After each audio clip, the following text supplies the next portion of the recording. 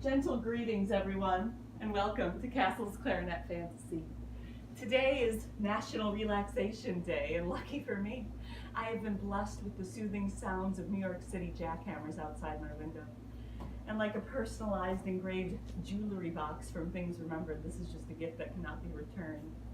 In honor of this day, I have decided to dedicate this episode to self-care whilst being an instrumentalist. Now, some people may think of fizzy baths and affirmations when they think of self-care. As an awful to mediocre clarinet player, I have chosen to practice self-care consistently my whole entire career. I choose to think of it as just not trying too hard. I practiced self-care the moment that I picked up my clarinet. By not practicing, not only did that alleviate the pressure of needing to be good, it also helped me to set out a blueprint for my life as an instrumentalist. If you settle for last chair, you are never disappointed. Now let's just sit for a moment and let that one sink in. Thank you. When there are no expectations, there are none to be broken. I do, however, like to have some self-care rituals.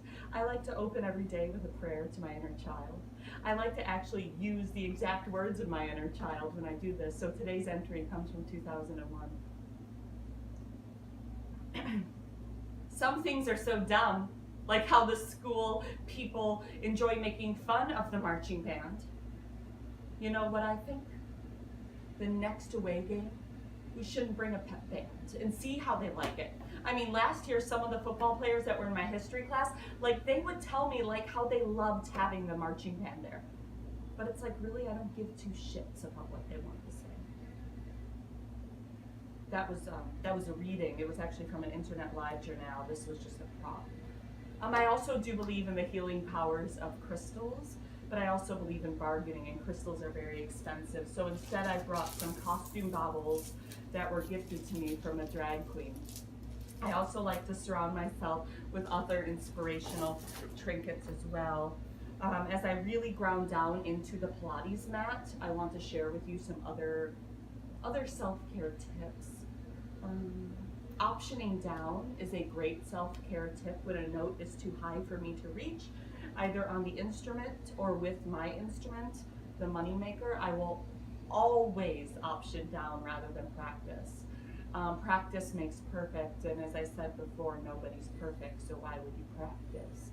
Now, optioning down or skipping the note altogether is a great self-care tool, but may I also say, never underestimate the power of speak singing. Speak singing also conveys the story when one is using the clarinet.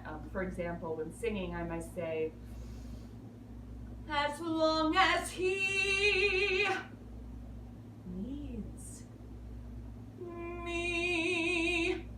But when playing, I would approach the note, and at that moment, a wink is enough to let the audience know you mean business. So maybe something like, and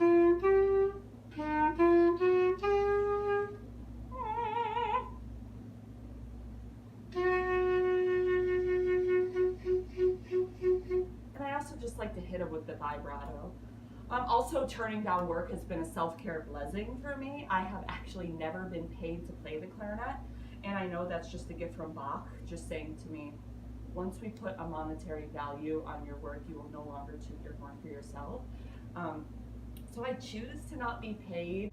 And with that, I will leave you with a song from the musical theater anthology, the Singers Musical Theater Anthology. It's another token that I always keep on my altar of self-care. So I'm just gonna flip through this and see what inspires me today. Okay, kids, well, that's not a page, so it looks like we're gonna be playing, what is this? Oh, another 100 people. Hold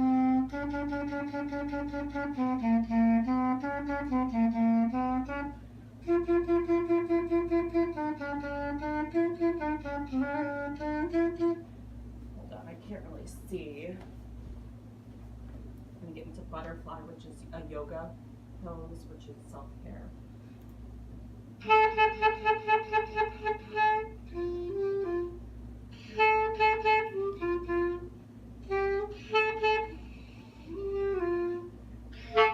I can't really see this, so I'm just gonna sing it. The plane and the bus may be yesterday. It's a city of strangers. Some come to work, some to play. A city of strangers. Some come to.